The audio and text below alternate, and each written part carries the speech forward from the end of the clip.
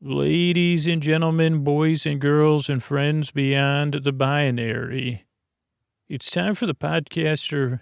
I guess I would love it to make bedtime feel good, but that sounds a bit too much like a should. So if I could make bedtime less of, I don't know, I'm not going to rhyme because I was going to say if I could, I'd love to help. That's the main thing. This is a podcast to take your mind off stuff, to keep you company. And that doesn't make a lot of sense. So this is the perfect teaser for it because it's time for Sleep With Me podcast. It puts you to sleep. And if you're a regular listener, if you could just pay attention for the next few minutes, these are the ways we're able to bring you these mispronunciations and this podcast for free twice a week.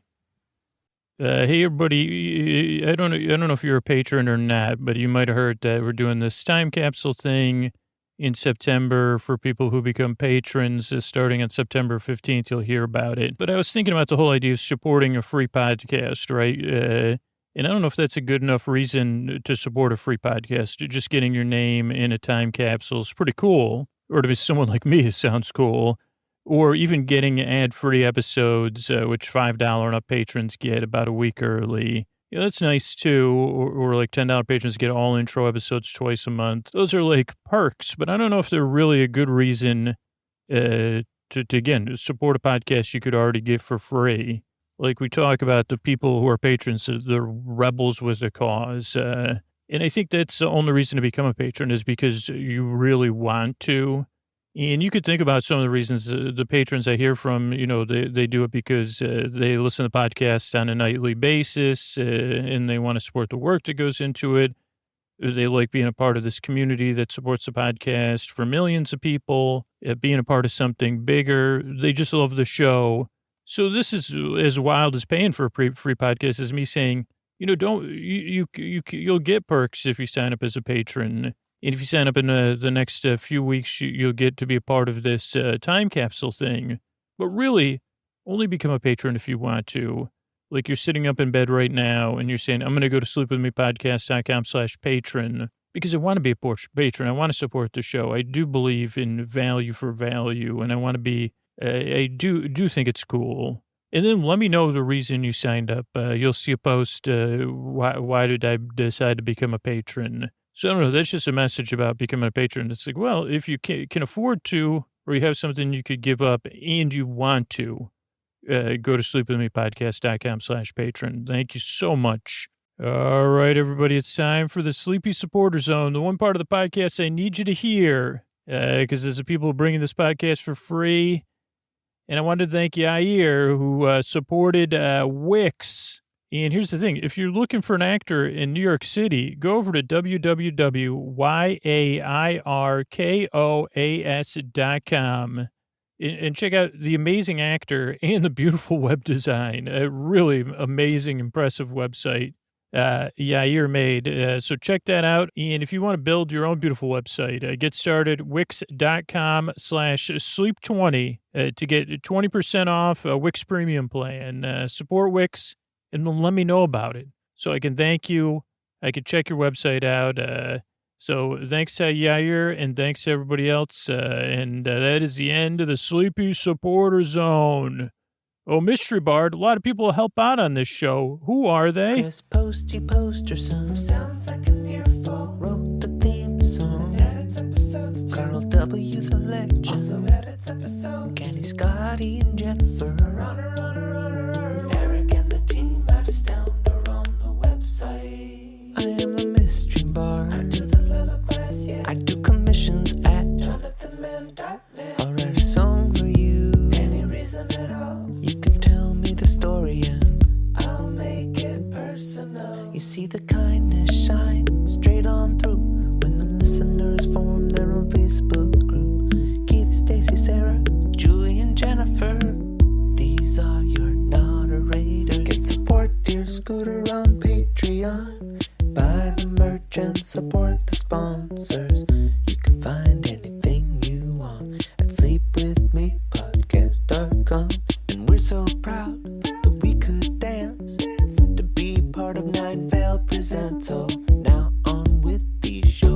Thanks, Mystery Bard, a.k.a. Jonathan Mann at jonathanmann.net.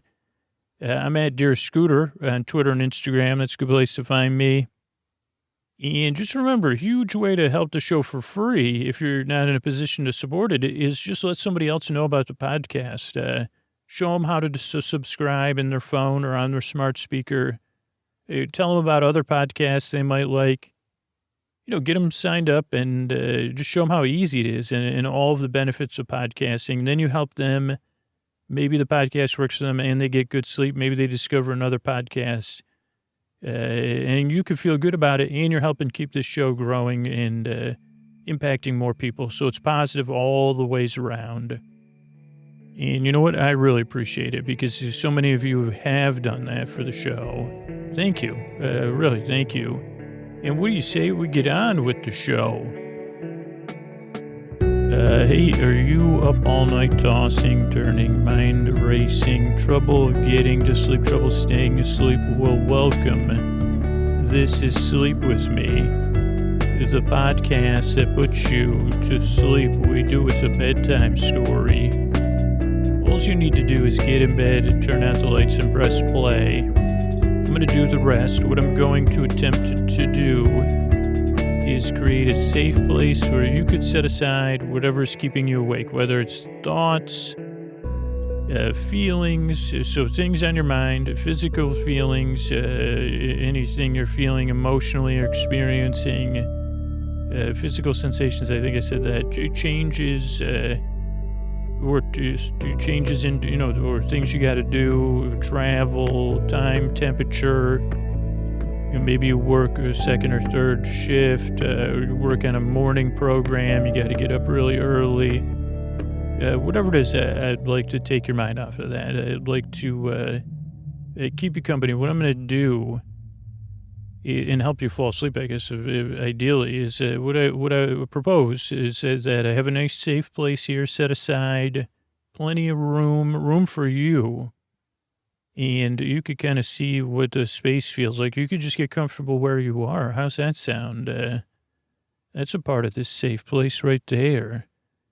And what I'll do is I'll send my voice. Then you don't. I never thought of this, but you could have that place, and then I'll just send my voice across the deep dark night to you. That's like a bit more efficient and maybe more comfortable. And I'll use lulling, soothing, creaky dulcet tones. That's creaky in a way. And dulcet means kind of sweet. So it's kind of creaky, kind of sweet. I wouldn't say I'm the sweet and sour of podcasts, but I would say, well, there's some citric acid probably in here or some sort of, squeeze of lemon and lime. Can't go wrong with that, as a matter of fact. Maybe some apple cider vinegar. Who knows? That would be the creaky side of stuff. On the creaky side of stuff, that's a future book I'll never write, but I'll, think of the title. On the creaky side, maybe that was one of my self-released published albums I forgot about. Scoots on the creaky. I thought about doing that. I said, wouldn't it have been nice if I could have teamed up with Thelonious Monk and Coltrane, and I said we did that in another lifetime. On the creaky side, we called it. But actually, I didn't do anything. I played the imaginary. I sat there and bobbed my knee and my head, more my ankle. I had my legs crossed, and my hands held, and I leaned forward as they jammed out. What was I talking about, though? Oh, sending my voice. So I'm here for you. And here's the thing. If you're new, I'm glad you're here. And let me give you a little bit of information. If you're skeptical or you're feeling a little bit of like, what is this? Or what is this person talking about? Maybe you're tired and you're feeling a little bit like frowny, or your eyes are narrowed. My brow's furrowed almost all the time. So I can totally relate if you have a furrowed brow. And I'll say this podcast is here to help you if it helps. So give it a try and see how it goes. What else do you need to know? It's not for everybody, but a lot of people listen. And the majority of them say, well, it just took me 2 or 3 tries. And then I kind of realized that Scoots is not to be taken seriously. And he's serious about that. He's kind of goofing around. He's on the creaky side of dulcet. Yeah, I like the way that sounds. I like it how on the creaky side sounds and on the creaky side. How do you like your eggs, Scoots? Ooh, on the creaky side of dulcet, please. Oh, no, that's not an egg order, Scoots. Oh, yeah, I'll take my eggs on the creaky side of dulcet. That's a short order, I guess. Yeah, we don't make eggs on the creaky side of dulcet here because we don't even. Oh, so over medium. That's on the creaky side of dulcet. Right today it is. Thank you. Thanks anyway. In my coffee. Thank you. Okay, so also if you're new, a couple of things. You don't need to kind of barely listen to this podcast, especially if you're new. Let it drift in one ear and out the other, or kind of keep it with a soft focus or a little bit out of focus, because it's a bit different. And so it's a podcast. You don't really need to listen to it. Once you get going, you could kind of pretend you're listening and be like, okay, I'm following along. Okay. And just see how it goes. So you don't need to listen. There's also no pressure to fall asleep. I'm going to be here for about an hour, and I'll be here to the very end. So you fall asleep at your leisure. If you can't sleep or you're waking up or whatever and listening, I'm here to help. I'll be here till the very end to keep you company and to take your mind off stuff as you drift off. Now, structurally, what you expect, the show starts off with a few minutes of business. And the great thing about that is that's how we're able to bring the podcast to you free for twice a week instead of it being behind a paywall, or because of the engaged listeners that support the sponsors or support the show. So that's why I say, okay, just listen for free on my podcast app. That's cool. So that's the beginning. Then there's an intro. And for a new listener, this is where stuff can get a little bit, it's just off of the creaky, it's on the creaky side.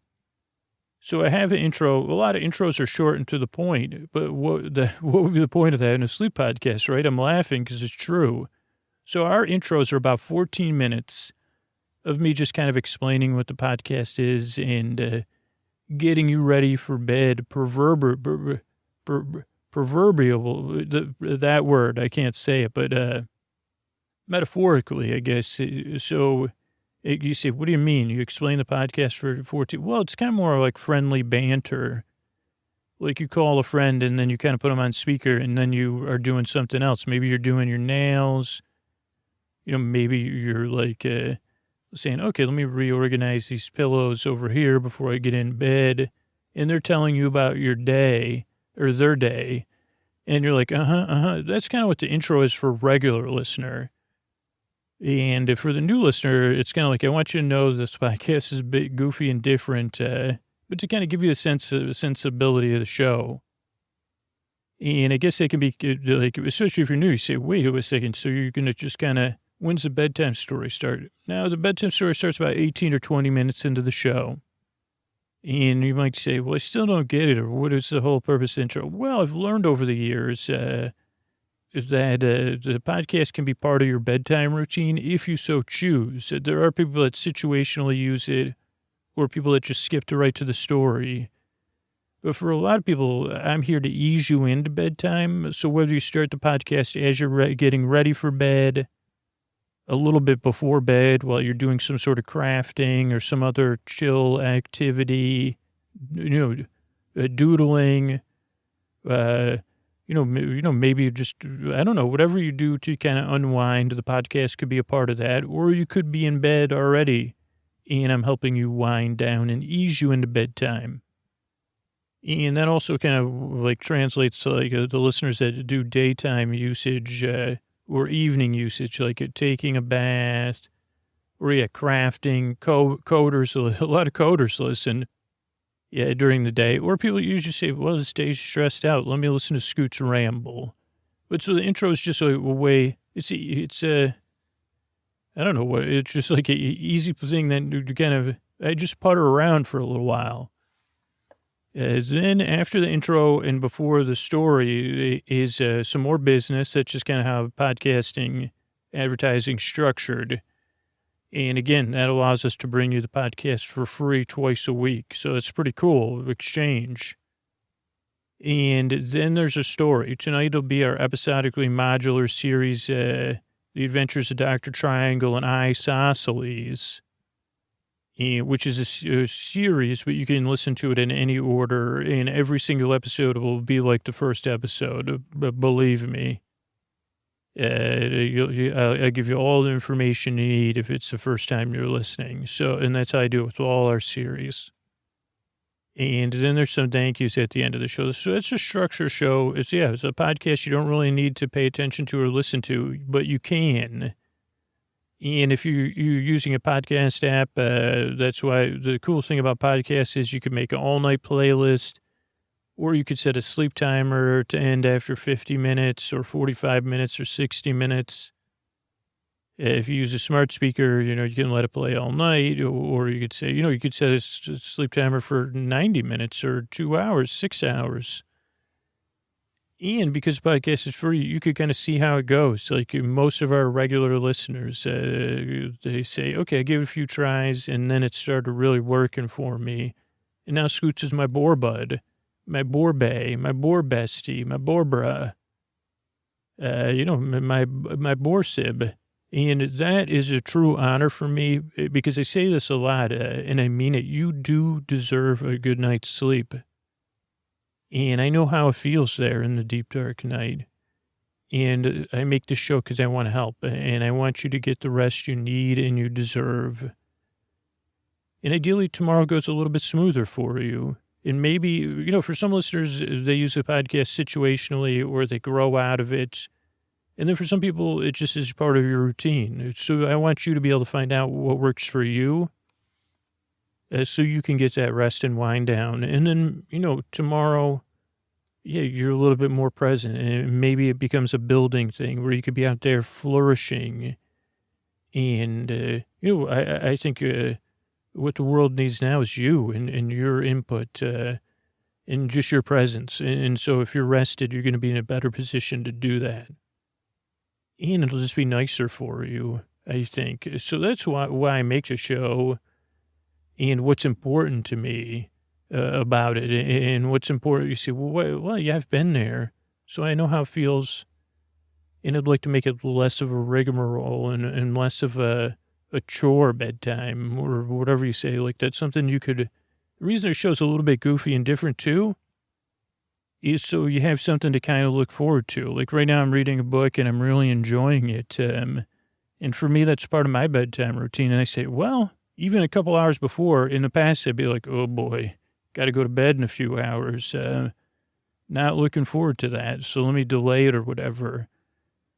And for me, having that nice book there, I say, okay, I can't wait to get in bed and read that or to start the next book. I say, well, I hope that book's going to be good too, but I can't wait to start it.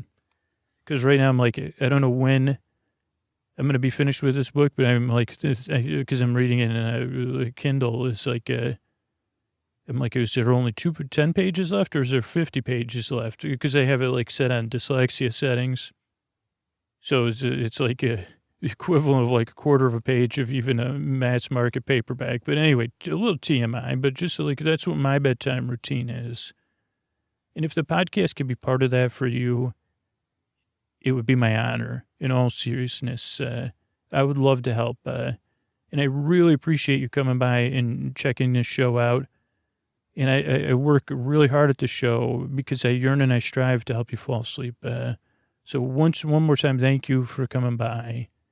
Whether it's your first time or your 800th time. And here's a couple of ways we're able to bring in this podcast for free. Hey, I don't know, if you heard, we're doing this time capsule project in the month of September. So if you become a patron, you have your name in the time capsule. Or if you've ever been a patron, and $5 and up patrons, get ad-free episodes. $10 and up patrons get all intro episodes, a bunch of other cool perks. But I've been thinking about it, and those really are perks. Like, they're not a really good reason to be a rebel with a cause, right? Like, you'd say, well, that's cool that I get that stuff. But the reason to support the podcast that puts you to sleep is because you want to, and you're in a position to do so. So I guess this is me saying, like asking you if you want to become a patron. I'm done.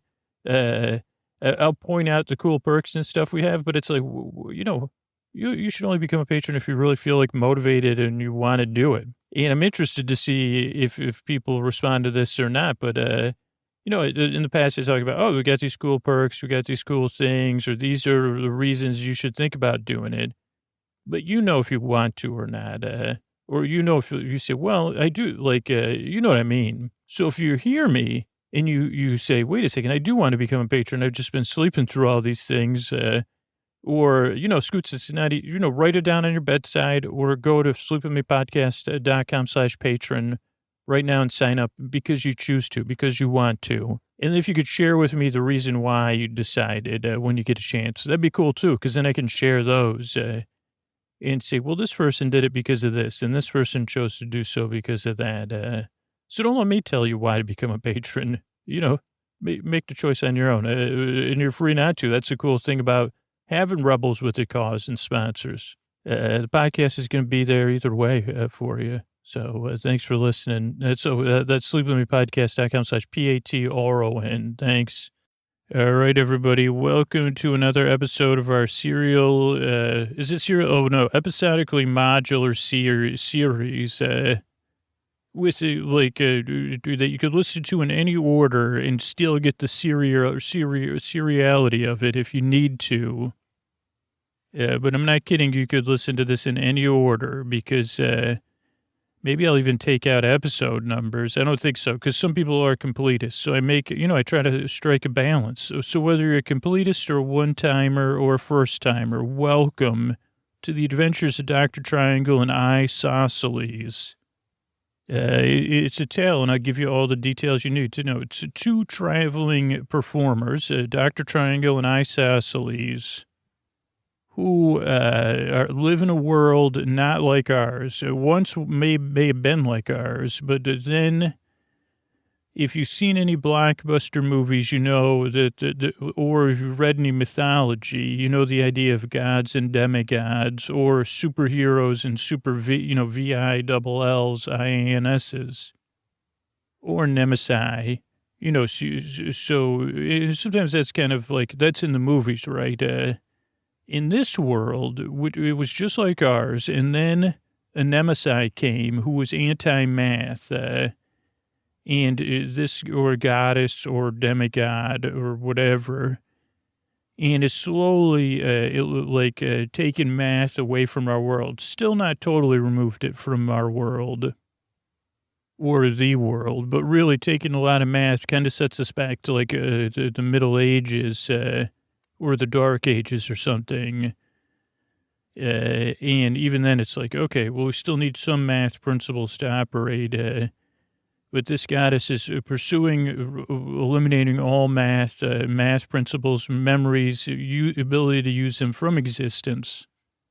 Which is, even for a goddess or a demigoddess or a Nemesi or whatever, not easy because, say, well, it's pretty interwoven, and you might say, well, can you have, I say, well, it's a good question. Without the underlying principles of mathematics, we're finding out. That's why it's an adventure.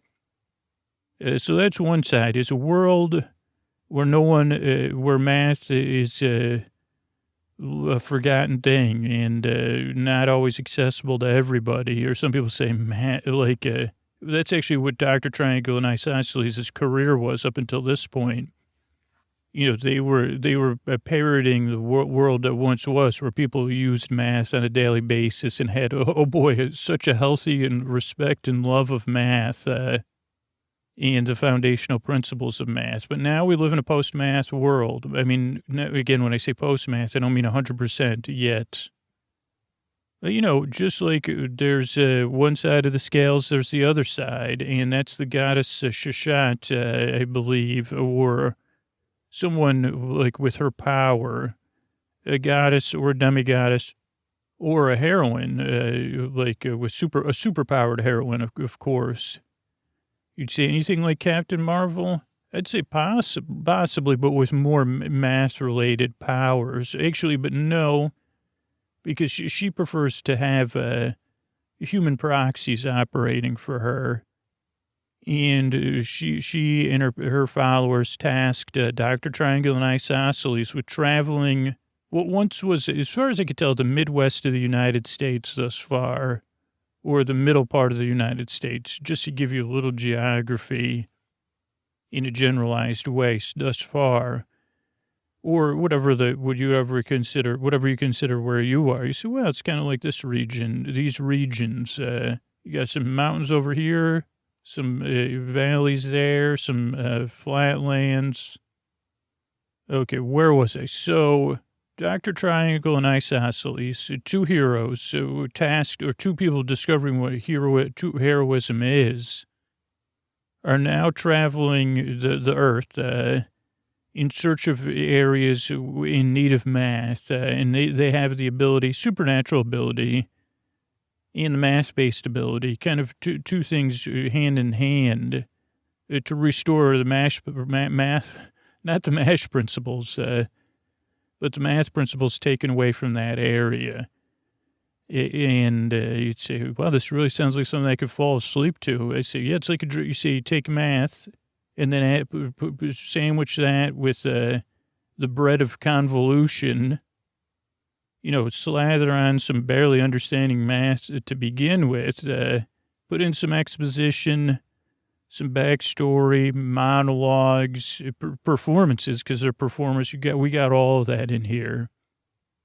But what you really need to know is the main characters are Dr. Triangle, Isosceles, and Ada, their mule, or their mule, sentient mule to us, the narrator. And I think that's it. So, they travel from town to town or city. Well, these are like city states and holdfasts and stuff, and try to restore math. I think that's pretty much it. You say, what timeline is this on? I say, well, the timeline where people said, yeah, let's try to forget about math for a while and see how it goes. So that's it. So I guess this is the adventures of Dr. Triangle and Isosceles. We also have a doctor of suave, of a performance of handsomeness and kindness, and just a calming presence, and a celebrity. Mr. Antonio Banderas, who sets it as the ladies and gentlemen, the boys and girls, the friends beyond the binary. It's time for another episode of Dr. Triangle and Isosceles, where 1 + 1 = 2 and so much more. Yeah. Oh, holy cow. Wow, you're a writer too. I didn't even realize. I'm humbled by your gratitude, my friend. Yeah, thank you. I didn't say thank you, but you could tell it in my tone. So why don't you lie in bed and listen to podcasts? That's our new thing. People really love you on Reddit. Did I mention that? Thank you, my friend. Thank you, everyone on Reddit.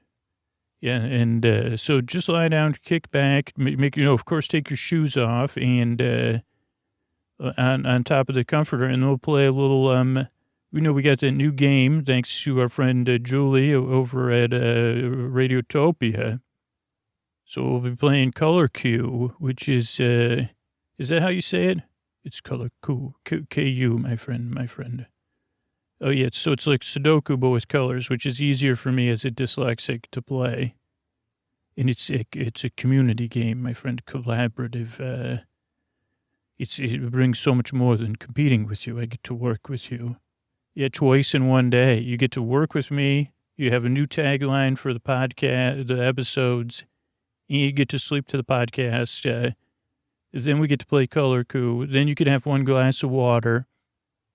And then you get to drive all the way back to L.A. Yes, I'm living a dream, truly. All right, that's Antonio Banderas. This is The Adventures of Dr. Triangle and Isosceles. Hi, everyone. This is Ada. I'm the narrator of this podcast, and I know that, my wisdom and foresight, that kind of the spirit of the podcast has already been set up. So I wanted to set up this, where we're headed and what's going on. Though the characters, my partners, character actors, I guess, we'll be talking about it quite a bit. But once again, we're tasked with heading to a region and restoring. This one, even I'm a little confused on. Or, you know, I don't want to lead you to give you too much info because it's a bit boggling. But as what once was the United States has come to grips with some math principles being totally gone and other regions just not having access to math principles, and then other regions having math principles degrading into nothingness. One thing about you human beings is you're very adaptable, and they talk about resilience a lot of times, and you do possess it. And so humans have kind of adjusted in some places, and one of the main mechanisms of is like metal and tools. And now, you know, you could recycle metals, and there may be, you know, we'll get more information. But, you know, I guess what I'm saying is that once again, we return to a time when you could be a blacksmith. But actually, because there's still inner city like commerce, you could have a town based on a smithy town. This is a foundry town, or Bellowsville, sorry. Foundry town, so that's, okay, I'm just looking at my map. I'm sorry about that. We're headed into Bellowsville, which for a long time was the main supplier. It was a town of blacksmith business town, where you say, okay, we do the, I don't know everything. I'm just a mule. So let me turn things over to Dr. Triangle and Isosceles, because they're talking about the same thing, because we've gotten basic information. I mean, tools are a critical part of any civilization, you know, so the shortage of tools is tough, because they obviously they're going to be planting and harvesting, but even more so than that, this is a region that is a large region area deals with the winter, and tools are an important part of the winter. And preparing for that to stay warm, right? Tools and heat you understand all that. Yes, I understand that you need tools. I mean, I guess I didn't quite realize the connection, but it makes sense. Tools, food, and warmth, and comfort, building, even repairing, right? And when everything first happened, and you know, there was the more federated states that are still back east, or whatever they're calling, and they kind of made a peaceful bargain. They said they kind of took control of all of the tools, and a lot of the other things. They said, okay, well, let's not argue about this. We're going to take all the tools and a lot of the other stuff back to the Federated States. If you want to come, you're welcome to join what we're doing. But they're there's no math over there. They're math, HOSTILE. But so they have all the tools. I know I've thought about this a lot. I mean, you must think about it with your planning. Like, and because you have your facilities, right? And you're planning on living there, and now but maybe living there with other people, right? Well, I haven't decided that, but what are you getting at? Well, I was just thinking, ongoing maintenance of a place like that. You'd probably have to do some repairs, electrical work, that kind of stuff. You must have a great set of tools there. I thought about food, drinks, because that's my plan, is to just kick back. I have a little bit of, digital media. I got a lot of digital media. And, I picked a region that all that stuff, I could still make it work. What about No, I have analog backups, yeah. Board games, books. But, well, that's interesting. I said, well, I thought these places were supposed to last for 100 years. Right, but they're built by humans, right? So what if you, or what if you say, well, I have some utensils. Those are tools. Well, you should probably, if we get things going back here, you should think about getting some tools because, I mean, I'm dedicated to making sure these tools go out to all the people, particularly a few city-states that I'd like to prioritize getting the tools to first. So you're going to play favorite. No, not favorite. I just say, well, those are the places that need the most, based on winterization. I mean, you're playing favorite. You're going to make sure you get your tools, or tools to trade, I'm sure. Yeah, so let's see. Let's just try to review then. So, so this town, I'm still having trouble understanding everything about it. Well, it's called Bellowsville, and it's where they, I don't know the terms, but basically that's where they cast the tools. They get the raw materials, whether it's recycled metals or I believe would be the other one. And they can melt it down there and cast in the tools. And this is one of the few regions, because they designed these, it's called Bellowsville because they have some giant way to drive the bellows. Yeah, like giant, like not even giant, humongous leather air, like, I can't quite contemplate it.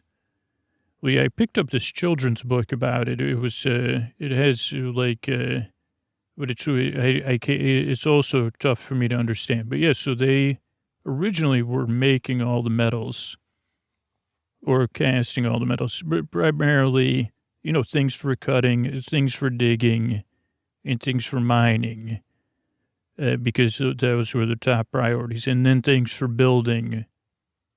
And just like a lot of these other places, suddenly, after everything happened, people adapted, and this was working for a time.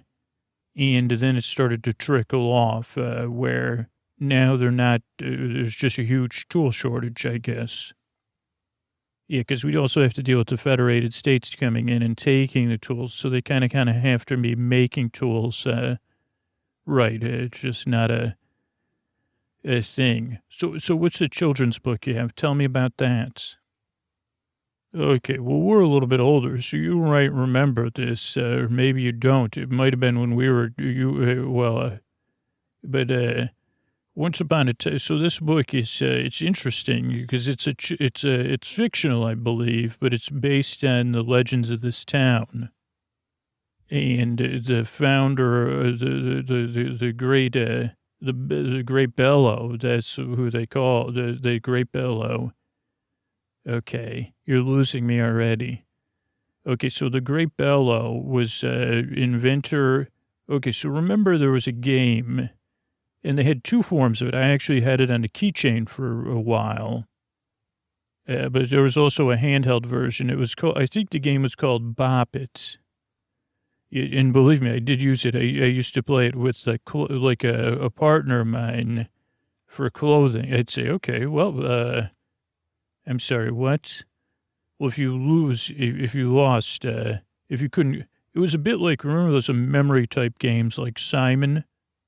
Yes, I do. Okay, so this one, instead of colors, or you touch colors, you say red, green, blue, red.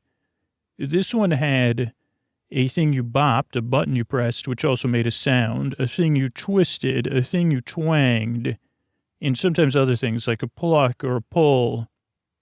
Okay, so it was like a contraption. Yeah, but it was a game. So it would tell you, it'd say bop it, twist it, pluck it, twang it, pull it.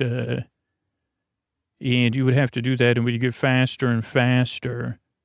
And in your version, if you didn't do that, I would take a sock off, you know what I'm saying? And then if they didn't get it, they would take a shoe off, and so it goes. Oh, you're an interesting person. But anyway, that's what this book is. No, this book isn't about that. It's about the game and how it was this great, influence for Bellow, the Great Bellow. Okay, I don't understand. Okay, supposedly, so where this town is, it also happened to be, it was a matter of circumstance or just worked out, or it could be one of these goddesses or gods operating outside of the two that we know about or combined with them, which is what this book hints at, because it has an undercurrent of a belief system. Okay, so explain it to me. Okay, so the Great Bellow, it developed these great giant bags that could contain air based on other, because there was a great tool shortage. And this was already a big, this valley was big on steel. Okay, I got you.